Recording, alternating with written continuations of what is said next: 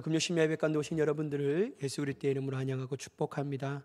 오늘 이 밤에 하나님의 위대하신 은혜와 능력을 경험하며 나아가는 귀한 하나님의 역사의 밤이 되기를 간절히 소망합니다.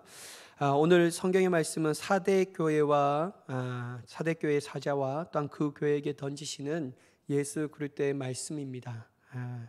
여러분, 일반적 사람들은 다른 사람을 향하여 건강하다라고 말하는 기준은 무엇일까요? 일반 사람들이 전문적인 지식을 가지고 있지 않은 사람들이 사람들을 볼 때 저 사람은 건강해, 저 사람은 좀 건강하지 못한 것 같아 라고 기준 짓는 것이 뭐냐면요, 일반 사람들은 그냥 눈에 보이는 것으로 평가한다라는 거죠. 눈에 보이면 사지가 멀쩡하고 운동도 열심히 하는 사람들은 건강한 사람, 그렇지 않고 좀 이렇게 막 골골골골 하는 사람들은 정말 이게 몸이 좋지 않은 사람이라고 생각할 수 있습니다. 근데 여러분, 제가 유튜브를 보면서 이 말기암 환자들의 이 브이로그 이런 거 보면요, 그런 사람들이 하나같이 얘기하는 것이 뭐냐면 자기는 운동도 열심히 했대요. 그리고 음식도 가려 먹고 좋은 것도 많이 먹고 했는데 그 안에서 여전히 암이 자라났고 암으로 인하여 어려움을 겪게 됐다라는 것이죠. 여러분, 일반적인 사람들이 사람의 건강을 건강하다 건강하지 않다라고 생각하는 기준은요, 보이는 것인데요, 그게 온전치 않다라는 거예요. 불완전하다라고 얘기할 수 있죠. 그런데 여러분, 전문적인 지식을 가진 사람들은 눈에 보이는 것만으로도 눈에 보인 것만으로 평가하지 않는다라는 거예요. 각종 피 검사도 합니다. 다른 이렇게 CT도 찍어보고 MRI도 찍어보고 소변 검사도 해보고 단 대변 검사도 해보고 위 내시경도 해보고 대장 내시경도 해보고 막 여러 가지를 해요.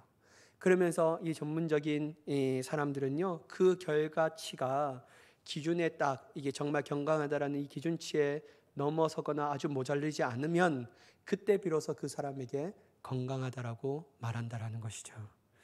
여러분, 이처럼 전문적인 사람, 그렇지 않는 사람들은 이처럼 차이가 난다라는 거예요. 그러니까 여러분, 옛날 말에도 선무당이 사람 잡는다고, 여러분 정말 이 제대로 알지 못하는 사람들이 정말 그 사람들의 삶을 막 이 도리어 망칠 수도 있다라는 생각을 우리가 잘 해볼 수가 있습니다. 근데 여러분, 우리의 육신의 건강은 전문적인 의사 선생님들이 잘 판단하셔야 되고 잘 그런 이 결과치에 보면서 무엇을 하고 무엇을 더 먹고 어떤 운동을 하셔야 합니다라는 것을 잘 따라 나가야 합니다. 근데 여러분, 우리의 영적인 건강은 누가 판단하냐면요, 사람이 판단할 수가 없는 거예요. 보이는 사람이 판단할 수 없고 그 영적인 건강을 제대로 판단할 수 있는 전문적인 지식을 가지고 있는 분이 누구시냐면요, 예수님이시라는 거예요.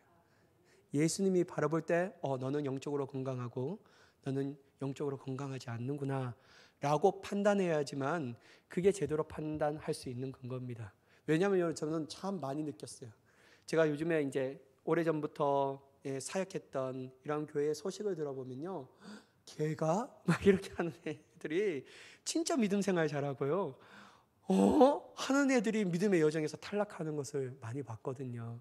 특별히 제가 이제 저기 익산에 있을 때 영생교회에서 사역할 때요, 거기 어떤 이게 사역자 섬기는 이들의 명단을 보는데 어디 많이 봤던 이 사람의 얼굴이 딱 보이는 거예요. 그래서 얘가 내가 생각하는 얘가 맞나 했는데, 제가 걔의 첫 인상이 뭐냐면요, 초등학교 때 까불까불했던 여자였다라는 거예요. 제가 까불까불해요. 입이 거칠고 말이 거칠고 행동이 거칠고 막 이렇게 약간 이렇게 통통해갖고 막 그런 거예요. 내가 야, 니는 감당하기가 내가 힘들다 막 웃으면서 할 정도로 그렇게 했는데요, 그 애가 사역자가 되었습니다. 그리고 내가 이제 제가 가르쳤던 그 이제 거의 이제 대학원 마치고 거기서 수련 목하는 그 전도사님이, 목사님 너무 잘해요 걔 막 했는데 진짜 막 하는 거예요. 그러니까 여러분, 사람은 모르는 거예요. 진짜 몰라요. 특별히 믿음에 관해서는 사람이 보이는 것으로 판단하면요, 안 된다라는 거예요. 왜냐하면 여러분, 우리가 믿음을 판단할 때 정말 우리는 볼 수 있는 것이 이 겉모습만 보면 판단하는데요, 그러면 그것은 온전치 못한 겁니다. 그러면 누구의 판단을 들어야 되냐면요, 주님께서 우리의 영혼 가운데 하시는 말씀을 들어야 한다는 것이죠. 그럴 때 여러분, 우리의 영혼 가운데 병이 났던 것이 있다면 고침을 받고, 우리 영혼 가운데 도려내야 할 것이 있다면 도려내고, 우리 영혼 가운데 더욱더 키워야 할 것이 있다면 그것에 집중하며 나아가는 자가 될 수 있는 줄 믿습니다. 그러니까 여러분 오늘 말씀을 보면 똑같아요. 그 말씀이. 저는 이 사대교회에 하시는 말씀 가운데 여러 목사님이 설교했는데요. 어떤 목사님이 정말 울림이 크게 받았냐면요. 제가 대학원 때가 아닌가 그 평양 대붕 100주년 기념을 했잖아요. 잠실 운동장에서. 그때 1907년도였는데 2007년도에 100주년 막 그거를 막 했어요. 그러면서 한참 막 그때 평양 대붕이 역사가 일어나야 합니다. 회개의 바람이 일어나야 합니다라고 말하는데 거기에 나왔던 메인 목사님이 이 말씀을 들고 설교하시는데요. 야, 제가 그 설교를 듣고요. 너무너무 내 가슴이 아픈 거예요. 왜냐하면 정말 주님이 나를 볼 때 어떻게 판단하실까? 나는 어떤 것으로 보면서 내 마음의 만족함을 누렸지? 그게 막 제 마음 가운데 막 울림이 된 거예요. 그러면서 그 목사님이 한국교회에 던지는 메시지가 뭐냐면 어떤 기념을 하고 집회를 한 것도 중요하지만 그것보다도 훨씬 중요한 것은 뭐냐면 오늘 사대교회에게 하신 주님의 말씀이 있거든요. 반복적으로 하는 게 뭐냐면 회개하라 하는 거예요. 그게 더 중요하다라고 말해요. 회개 없는 집회, 회개 없는 기념, 회개 없는 예배가 도대체 무슨 소용이 있냐라는 거예요. 우리 그런 거 많이 해봤지 않냐 막 이렇게 하는데요. 제 마음 가운데 막 큰 울림이 왔습니다. 여러분 오늘 보았던 사대교회도 마찬가지인데요. 사람들의 눈에 볼 때는 여전히 생명력을 가지는 것처럼 보여졌지만 7영과 7뼈를 손에 쥐고 계신 예수님의 눈으로 볼 때는요. 실상은 죽은 자였어요. 죽은 교회였다라는 거예요. 그러면 여러분 우리는 사람들의 평가 또한 자신의 평가를 믿고 안심하는 것은 너무 어리석은 겁니다. 사람들이 우리에게 당신 정말 믿음 좋으십니다. 내가 당신처럼만 믿음 생활하면 참 좋겠습니다 라고 말할 때 여러분 우리가 만족하면 누리면 안 됩니다. 그거 여러분 자칫하다가 넘어질 수 있는 근거가 될 수 있다는 거예요. 여러분 우리가 해야 할 것은 뭐냐면 주님이 내 영혼 가운데 들려주시는 음성을 주의 깊게 봐야 되는 거예요. 그것만 우리의 답이라는 거예요. 그리고 여러분 우리가 비교할 대상은요 사람이 아니에요. 저 사람의 믿음의 신앙, 내 믿음의 신앙을 비교하면서 이 정도만 하면 됐지 이렇게도 얘기하면 안 돼요. 왜냐하면 여러분 우리의 믿음의 신앙의 기준은요 사람이 아니고 하나님의 전능하신 말씀인 줄 믿습니다. 그 말씀과 내 삶을 비교해야 하는 거예요. 주님께서 우리에게 오늘 이 사대교회를 통하여 우리에게 들려주시는 말씀은 뭐냐면요 사람들이 너를 다 좋게 평가하든지 사람들이 너의 믿음이 대단하다고 칭찬하든지 그것에 너의 영혼을 안주하지 말라는 거예요. 오직 불꽃같이 바라보시는 주님이 너에게 어떻게 얘기하시는지 그리고 네 스스로가 너를 잘 알고 있지 않냐 라고 말씀하시는 그 주님의 음성을 듣고 다시 일깨워서 우리가 주님 앞에 더욱더 걸어 나아갈 수 있는 자가 되어야 될 줄 믿습니다. 여러분 1절의 말씀을 보시면요 사대 교회의 사자에게 편지하라. 하나님의 7영과 7뼈를 가지신 이가 이르시되 내가 내 행위를 아노니 내가 살았다 하는 이름은 가졌으나 죽은 자로다. 저는 이 말씀이 어디에서 참 많이 더하면요 서머나 교회의 말씀이 참 편해요. 네가 환난과 궁핍을 당했으나 실상은 네가 부유한 자로다. 여러분 서머나는 어렵고 힘들고 정말 세상 사람들에게 정말 이게 자랑할 수 없는 궁핍함을 가졌습니다. 그런데 주님이 볼 때는 너무나도 부유한 자였다라는 거예요. 육신에 가져서 부유한 자가 아니라 영혼의 예수 그리스도의 놀라운 능력과 은혜로 말미암아 부유했던 자였다라는 것이죠. 여러분 이거 너무나 좋은 평가잖아요. 사람들은 저렇게 살면 안 돼. 야 너가 세상을 살면 저렇게 살면 안 돼. 성원아 교회처럼 살면 세상에 뒤처진 자고 루저고 실패자야 라고 말하지만 주님은 그렇게 평가하지 않으신다는 거죠. 너는 실상은 부유한 자다. 근데 여러분 오늘 이 사대교회를 보면요 뭐라고 얘기하냐면요 네가 살았다라는 이름을 가졌으나 내가 볼 때는 죽었어 라고 말하는 거예요. 이게 너무 아이러니하다라는 거예요. 세상 사람들은 우리를 향하여 뭐라고 얘기하냐면요 살았다라고 말합니다. 근데 여러분 주님은 우리를 보실 때 뭐라고 얘기하면 너는 죽은 자야 라고 말하는 거예요.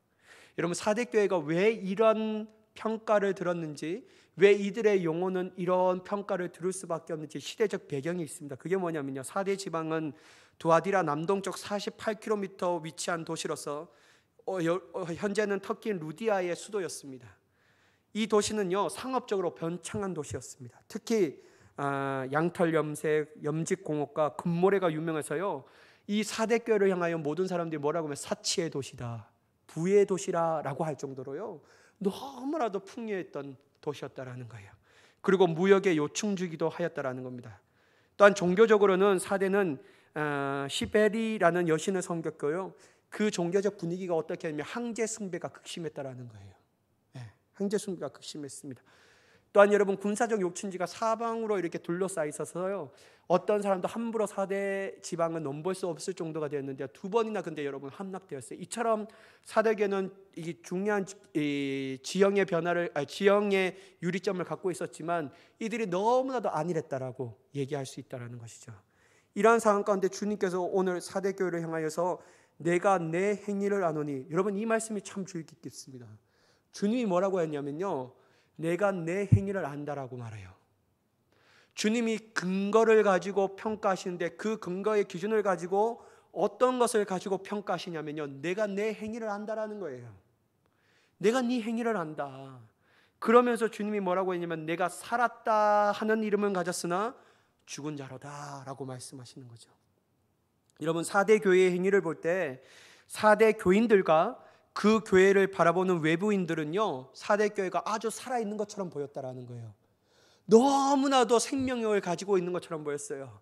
막 여러 가지의 풍성함도 가졌고요, 정말 모이자 하고 하면 모이고 종교적 열심을 가진 교회가 바로 4대 교회였다라는 겁니다.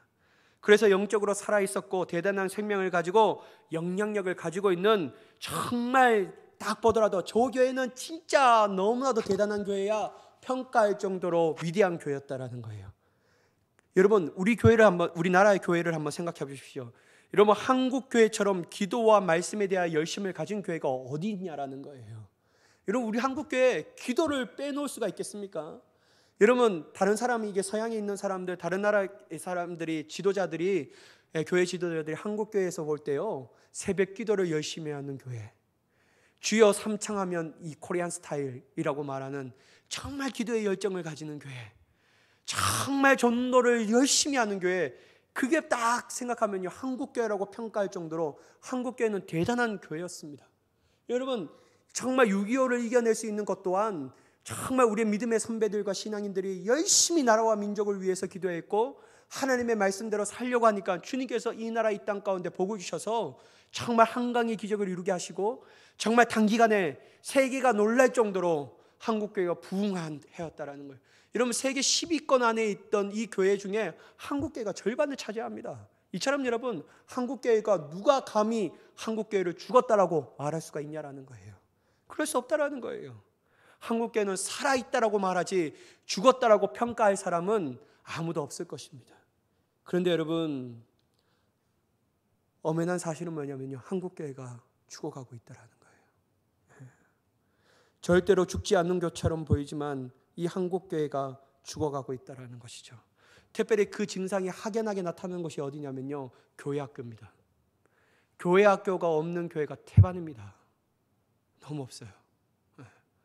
여러분, 우리 이 동지방도 교회학교 없는 교회가 너무 많은 거예요. 너무 없어요. 여러분, 청소년들의 전도율, 이 복음화율이 몇 퍼센트 아십니까? 3% 미만이에요. 여러분, 미종도 국가라고 딱 정리할 수 있는 그 복음화율이 몇 퍼센트 아십니까? 3% 미만이면 미종도 국가라고 말합니다. 근데 여러분, 우리가 벌써 다음 세대들을 잃어버리고 있다라는 거예요. 너무나도 잃어버렸습니다. 여러분, 정말로 한국교회가 어떤 신학자들과 교회 성장학자들이 뭐라고 얘기하면요, 이대로 간다면 한국교회 20년 뒤에는 교회가 텅텅 빌 것이라고 얘기합니다. 정말 여러분들의 세대는 열심히 했잖아요. 근데 여러분, 다음 세대들이 없는 거예요. 그래서 여러분, 한국교회가 항상 얘기하고 주창한 것이 뭐냐면, 여러분, 우리 다음 세대들을 품어야 합니다. 다음 세대들을 품지 않으면 안 됩니다. 다음 세대들이 다른 세대들로 되면 안 된다라고 막 얘기합니다. 근데 여러분, 이것뿐만 아니고 한국교회가 점차 약화되고 있어요. 코로나19 사태를 편해서 교회에 다시 돌아온 이 퍼센트를 보면 70%는 돌아왔는데 30%는 내가 코로나가 끝나도 다시 교회를 가지 않겠다, 그냥 뭐 편한 대로 예배를 드리겠다라고 말하는 사람들이 많다라는 것이죠. 여러분, 참 한국교회가 대단한 문화를 가졌고 대단한 성장도 이뤘고 1907년 평양 대붕도 이뤘지만요, 그 화려한 명성이 점차 죽어가고 있다는 것이죠. 여러분, 우리의 눈에는 대단하게 보이는 신앙인과 교회이지만 주님께서 보실 때요, 영 아니올시다 라고 할 수도 있다는 거예요. 그러므로 우리는 항상 예수님이 인정해 주시는 참 신앙을 가져야 될 줄 믿습니다. 사람들에게 칭찬과 인정받는 거 중요하죠, 여러분. 여러분, 하나님 앞에 인정받는 못한 사람들이 사람들에게 칭찬 받겠습니까? 저는 어불성설하고 말합니다. 하나님 앞에 인정받는 사람들은 반드시 세상 사람들에게도 인정받을 수 없습니다. 근데 여러분, 고난은 겸하여 받는다라는 거예요. 여러분, 세상의 사람들이 왜 그들에게 인정해 줄 수밖에 없냐면요, 왜냐하면 하나님의 사랑은 반드시 이웃 사랑을 낳고 있다라는 거예요. 근데 여러분, 이웃 사랑을 받지만 하나님의 사랑은 못 받을 수가 있습니다. 왜냐하면요, 그 이웃 사랑에만 초점을 맞춰서 복음을 변질시키는 교회가 너무나도 많기 때문이라는 거예요. 우리는 어려운 사람을 도와야 합니다. 구제해야 됩니다. 어떤 것을 해야 됩니다. 해야 한다고 마치 말하지만 결국 여러분, 나중에 가면 휴머니즘에 빠진다라는 거예요. 하나님은 온데간데 없고 오직 인간만이 남은 교회로 전락할 수 있다는 것이죠. 그래서 여러분, 우선순위가 가장 중요한데 그건 뭐냐면요, 주님이 가장 우선순위가 되어야 하는 거예요. 그럴 때 여러분, 그 주님 앞에 인정받는 교회로 설 수 있다는 것이죠. 그래서 여러분, 가장 우선 되어야 할 것은 예수님 앞에 칭찬받고 인정받는 교회가 단 신앙인이 되어야 한다는 것이죠. 진짜 예수님 앞에 죽은 자로 여김을 받는 것이 아니라 영적인 생명을 가진 자로 여김받을 수 있는 우리가 되어야 될 줄 믿습니다. 이게 여러분, 사대교회는 안 되었다라는 거예요. 대단하고 부흥도 누렸고 명성도 잦아있지만요, 주님은 다 볼 때 아니오시다 하는 거예요. 아니다. 여러분, 그래서 주님이 뭐라고 얘기하시냐면 2절의 말씀을 보시면, 너는 일깨어 그 남은 바 죽게 된 것을 굳건하게 하라. 내 하나님 앞에서 내 행위에 온전한 것을 찾지 못하였나니. 여러분, 사대교회가 왜 죽은 교회로 여김을 받았는지, 왜 성도들은 정말로 모이기도 힘쓰고 대단한 영향을 끼치며 나아갔지만 그럼에도 불구하고 주님은 영 아니다라고 말한 이유가 뭐냐면요, 그들의 행위에 온전함을 찾아볼 수가 없다라는 거예요. 그들의 행위에 온전함을 찾아볼 수 없다라는 것이죠. 여러분, 사대교회는 1절에 죽었다 함을 받았지만 완전히 죽은 것은 아니었습니다. 그래서 예수님께서는요, 너는 일깨어 그 남은 바 죽게 된 것을 어떻게 하라고요? 굳건하게 하라는 거예요. 굳건하게 하라는 거예요. 목사님, 이렇게 말하면요, 행위론자가 되지 않겠습니까? 주님은 우리를 믿음을 보시고 구원하지 않습니까? 예수 그리스도를 믿는 믿음으로 우리를 영원한 생명으로 인도하지 않습니까? 우리는 그렇게 믿고 있는데 어떻게 행위로서 이렇게 판단하실 수가 있겠습니까? 여러분, 우리는 주님이 말씀하신 법칙을 잊어서는 안 됩니다. 좋은 나무는 좋은 열매를 맺고 나쁜 나무는 나쁜 열매를 맺느니라. 좋은 나무에서 나쁜 열매를 맺는 것은 불가능합니다. 나쁜 나무 열매에서는 좋은 나무의 열매를 맺을 수가 없습니다. 그래서 여러분, 주님은 행위를 볼 때 무엇을 근거로 판단하시냐면요, 그 안에 믿음이 있는가 없는가, 이걸 보신다라는 거예요. 우리 안에서 살아있는 믿음이 있다면요, 우리는 주님 앞에서 주님의 뜻에 순종하며 나가기를 통해서 하나님의 거룩하심을 닮아가는 자가 되는 줄 믿습니다. 완전한 자가 될 수는 없지만 주님을 향하여 열정과 열망함을 가지고 날마다 주님을 향하여 쫓아갈 수 있는 그러한 열정과 그러한 은혜와 열망함을 상실하지 않는다라는 거예요. 근데 여러분, 사대교회는 너무 안일했다라는 거예요. 풍성했기 때문에. 그래서 주님은 그들에게 말하기를 너는 일깨어 그 남은 바 죽게 된 것을 굳게 하라 라고 말합니다. 만약 사대교회가 이 상태로 계속해서 나아간다면요, 정말 있는 것도 잃어버릴, 있는 것도 사라질 매우 위험의 상태에 놓였기 때문에 주님께서 네가 지금 죽게 된 것들을 다시 붙잡고 온전히 주님 앞에서 굳건하게 하라라고 말씀하고 있다라는 것입니다. 그러기에 여러분, 사대교회가 살 수 있는 유일한 길은 뭐냐면요, 일깨는 것입니다. 다시 일깨는 거예요. 일깨는 거예요. 사도 바울 또한 에베소 5장 14절에 다음과 같이 말씀하셨는데요, 그러므로 이르시기를 잠자는 자여 깨어서 죽은 자들 가운데서 일어나라. 그리스도께서 너에게 비추시리라 하셨느니라. 사랑하는 여러분, 우리는 영적인 어두움 잠에서 다시 일어나 깨는 자가 되어야 될 줄 믿습니다. 사람의 평가에 안주하는 것은요, 영적으로 잠을 자는 것 같다라는 거예요. 세상이 원하는 것을 따라가는 우리의 삶은 죽은 자들과 함께 잠자는 것 같다라고 말할 수 있다라는 것이죠. 여러분, 우리는 우리의 영을 깊은 잠에 빠지지 않게 해야 합니다. 주님이 원하시는 대로 우리의 영혼이 일깨어 빛 가운데 거하는 자가 되어야 될 줄 믿습니다. 근데 여러분, 우리는 너무 죽은 자들과 함께 손잡고 가는 거예요. 그 사람들의 시선을 너무 의식한다라는 거예요. 생명이 없는 자들의 시선과 그들의 판단을 너무 귀담아 듣는 겁니다. 정작 죽은 자의, 살아있는 자의 손을 붙잡고 있어야 되는데, 살아있는 자와 함께 걸어가야 하는데, 우리가 주목하는 것은 죽은 자들과 함께 그 깊은 영적인 잠에서 자는 것을 바라고 원하는 것은 아닐까. 주님은 그러한 우리들에게 뭐라고 얘기하냐면 일어나라는 거예요. 일어나라. 네가 어느 때까지 잠자고 있을 건가? 주님이 너에게 날마다 은혜의 빛을 비추고 있지 않는가? 네가 죽게 된 것을 다시 부여잡고 하나님 앞에 굳건하게 서야 되지 않겠냐? 그것이 네가 살아갈 길이고 살 수 있는 길인데 왜 자꾸 너는 영적인 것에 의식하지 아니하고 세상 것에 의식하며 살아가는가? 주님이 우리에게 계속 이렇게 말씀하신 거죠. 여러분, 우리는 아버지께서 온전하신 것 같이 온전해지려고 하는 자가 되어야 될 줄 믿습니다. 그러한 경향성으로 살아가야 하는 거죠. 그러므로 신앙에 있어서 여러분, 적당한 타협은 있을 수가 없습니다. 타협하면요 할수록 사람들은 좋아하고 세상은 우리를 반겨할 수 있지만, 예수님은 오늘 4대 교회를 책망하신 것 같이 우리를 책망하실 수도 있다는 거예요. 네가 살아있다 하는 것은 살아있다라고 말하지만 실상은 너는 죽은 자야. 주님이 그렇게 우리를 평가할 수 있다는 거예요. 그래서 여러분, 우리는 날마다 어린 양을 따르는 자가 되어야 될 줄 믿습니다. 어린 양을 따라가는 자가 되어야 되는 거예요. 여러분, 믿음에는 중간지대가 없습니다. 회색지대가 없다라는 거예요.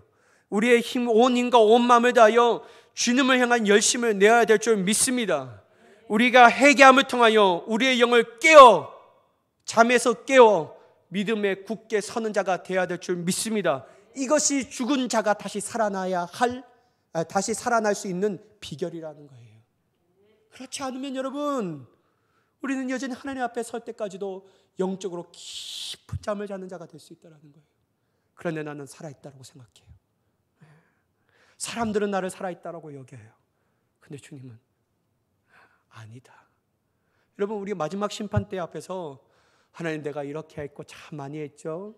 그리고 사람들이 나를 얼마나 존경스럽게 여겼는지, 얼마나 나를 박수쳤는지, 내가 얼마나 주님의 일을, 기업을 많이 이뤘는지 주님 다 보시죠? 알고 계시죠? 야, 내가 볼 때 넌 영 아니야. 여러분, 마지막 심판 때 이 말을 들으면요 얼마나 기가 막힐까요? 여러분, 우리는 회개할 수 있는 기간에, 회개할 수 있는 하나님의 은혜를 받을 때 회개함으로 주님 앞에 나아갈 수 있는 자가 되어야 될 줄 믿습니다. 여러분, 주님은 사대교회에게 분명하게 말씀하십니다. 네가 지금 죽어 있는 것 같아 모든 사람들이 끝이라고 얘기할 때 아니다. 그게 끝이 아니라 다시 일어날 수 있는 은혜의 시작이라고 말해요. 그래서 여러분, 3절의 말씀 보면, 그러므로 내가 어떻게 받았으며 어떻게 들었는지 생각하고 지켜 회개하라. 만일 일깨지 아니하면 내가 도둑같이 이르리니 어느 때에 내가 이를지는 내가 알지 못하리라. 여러분, 사대교회에게 아직 회개의 기회가 남아있다라고 주님이 말씀하신다라는 거예요. 여러분, 주님이 우리에게 회개할 수 있는 기회와 은혜를 주셨다라는 것은 뭐냐면 우리를 포기하지 않고 있다라는 확실한 증거라는 겁니다. 우리를 사랑하신다라는 증거라는 거예요. 내가 너를 포기하지 않았다라는, 주님의 오른손에 장중에 붙잡고 있다라는 증거라는 것이에요. 그래서 주님은 사대교회에게 내가 너를 포기한 적도 없고 내가 너를 손에 놓은 적도 없다. 내가 너에게 바라는 것은 죽게 된 것을 굳게 하고 회개하고 돌이키라 하는 것. 주님이 아직 회개할 기회가 남아있다고 말씀하신다는 것이죠. 여러분, 심판이 선포되는 와중에도 하나님의 백성에게는 회개의 가능성이 여전히 열려있다는 거예요. 에베소 교회가 회개하고 처음 행위를 회복해야 했던 것처럼 4대 교회 또한 이전에 받고 들은 것으로 돌아가야 한다라고 주님은 분명하게 그들에게 말씀하고 있다는 겁니다. 여러분, 회개는 다른 것이 아니라 처음 신앙을 기억하고 다시 지키는 것입니다. 처음 신앙을 기억하고 다시 지켜는 것이에요. 저는 이것을 더욱더 분명하게 말씀드리고 싶습니다. 사랑하는 여러분, 우리는 다시 복음으로 돌아가야 합니다. 복음으로 돌아가야 하는 거예요. 복음은 우리에게서 전부입니다, 여러분. 복음은 우리에게서 생명입니다. 복음은 우리에게서 부와 하나님의 부와 능력이 되는 줄 믿습니다. 여러분, 복음을 놓치고 있는 것은 세상이 아무리 우리가 재물을 움켜잡고 있어도 하나님이 볼 때는 가난한 자라는 거예요. 하나님이 볼 때는 어리석은 자라는 거예요. 하나님을 볼 때는 펄벗은 자라고 명할 수 있다는 겁니다. 그런데 여러분, 모든 것을 가지지 않아도 내가 처음 받았던 복음을 부여잡고 있으면요, 실상은 주님은 너는 부유한 자다. 너에게는 구원의 빛이 가득한 자요, 너에게는 구원의 기쁨이 넘쳐나는 자요, 너에게는 세상이 소유하지 않는 보물을 가지고 있는 자다 라고 말하는 겁니다. 사랑하는 여러분, 그러므로 회개하고 다시 복음으로 돌아가야 될 줄 믿습니다. 우리가 회개하고 다시 복음으로 돌아간다면요, 우리는 주님께서 우리에게 베푸시는 위대한 회복의 역사를 경험하게 되는 줄 믿습니다. 더 이상 주님의 책망이 아닌 칭찬을 들을 수 있는 우리의 삶이 되는 줄 믿습니다. 그래서 여러분, 더 이상 미루면 안 돼요. 더 이상 미루면 안 됩니다. 나중에 하면 되지 뭐, 아니란 생각을 버려야 합니다. 사대교회처럼 아니란 생각은 벗어버려야 한다는 거예요. 왜냐하면 여러분, 왜 아니란 생각을 하면 안 되고 더 이상 미루면 안 되는 이유가 뭐냐면요, 예수님은 도적과 같이 온다라는 거예요. 언제 오실지 모르는 거예요. 언제 오실지 모르는 거예요, 여러분. 사랑하는 여러분, 3절을 보십시오. 그러면 내가 어떻게 받았으며 어떻게 들었는지 생각하고 지켜 회개하라. 만일 이 깨지 않으면 뭐라고요? 내가 도둑같이 이르느니 어느 때에 내가 이를지는 네가 알지 못하리라. 여러분, 더 이상 미룰 수 없는 이유, 우리가 정말 영적으로 회개하고 회복해야 하는 이유, 지금이 마지막 날이라고 여기며 회개할 이유가 뭐냐면요, 주님은 1시간 뒤에도 오실 수 있고 1분 뒤에도 오실 수 있고, 우리가 미처 생각할 수도 없는 그 시간에 도둑같이 임하셔서 주님은 주님의 기준으로 우리를 심판하신다라는 거예요. 여러분, 그러므로 더 이상 미룰 수가 없다라는 겁니다. 아직 우리에게 인생의 시간이 많게만 느껴질 때도 있습니다. 그런다 여러분, 분명한 것은 뭐냐면요, 어제보다 오늘이 더욱더 주님 앞에 설 시간이 가까워졌다라는 거예요. 오늘보다 내일은 더욱더 가까워집니다. 아니요, 오늘 우리가 이 2022년 마지막 그때는 더욱더 가까워진 겁니다. 사랑하는 여러분, 우리는 우리에게 주신 하나님의 시간을 아껴 오직 복음으로 돌아가 회개함을 통하여 믿음의 여정의 길로 제대로 걸어갈 수 있는 자가 되기를 간절히 축복합니다. 시간이 없어요, 여러분. 시간이 없어요. 미룰 수 없다라는 거예요. 여러분, 4절의 말씀을 보면, 그러나 사대의 그 옷을 더럽히지 아니하는 자 몇 명이 내게 있어 흰 옷을 입고 나와 함께 다니리니 그들은 합당한 자인 용고라. 여러분, 사대교회 교인들 대다수 사실상 죽은 성도였지만 주님이 뭐라고 얘기하시면, 이 죽은 대다수가 죽은 교회도 살아있는 자가 있다라는 거예요. 살아있는 자가 있다라는 거예요. 이들은 옷을 더럽히지 않는 자들이라고 분명하게 얘기합니다. 여러분, 사대교회가 온전하지 않는 행위 때문에 책망받은 후에 옷이 깨끗한 교인들을 칭찬받는 것으로 보아 깨끗한 옷은 그들의 성결한 모습을 의미하고 있다는 거예요. 성결한 모습을 의미하고 있다는 거예요. 여러분, 깨끗한 옷은요, 어린 양의 신부가 입은 깨끗한 세마포 옷을 연상시킵니다. 깨끗한 세마포 옷은 성도의 옳은 행실을 상징하고 있습니다. 사랑하는 여러분, 옷을 더럽히지 않는 사대교회 교인들은 세상과 타협하지 않고 순결한 신앙의 행위를 지킨 자들이었습니다. 그래서 여러분, 그들은 대다수가 죽은 교인들이 넘쳐났지만 나는 오직 주님만을 바라보며 나아가리라. 주님이 나의 거룩한 신랑이 되신다. 나는 거룩한 신부가 된다 라는 이 믿음으로 자신의 믿음의 여정을 걸어가게 된 줄 믿습니다. 여러분, 절망스럽더라도요, 하나님은 믿는 자들을 예비해 주신 줄 믿습니다. 여러분, 이사야 가장 중요한 사상이 뭡니까? 구루터기 남아있는 자들이라는 거예요. 우리가 남아있는 자가 되어야 합니다. 제가 오늘 새벽에도 말씀드렸던 것처럼 소돔과 고모라가 여러분 의인 10명이 없어서 망했다라는 거예요. 저는 오늘날 우리 한국이 소돔과 고모라가 별반 다를 바가 없다라고 생각합니다. 성적으로 너무나 타락되어 있고 하나님의 진리가 거스러져 있고 믿는 사람들이 살아가기에 너무나도 어려운 이 시대 가운데 주님은 이 세대를 향하여 회복을 명하시는데 하나님이 의인 10명을 찾아가고 계시는데 의인 10명이 없어서 안타까워 있는 하나님의 마음을 우리가 느껴야 합니다. 그러면 여러분, 우리가 무엇을 되기를 원하냐면요, 주님, 내가 의인 10명 중에 한 사람이 되게 하여 주시옵소서.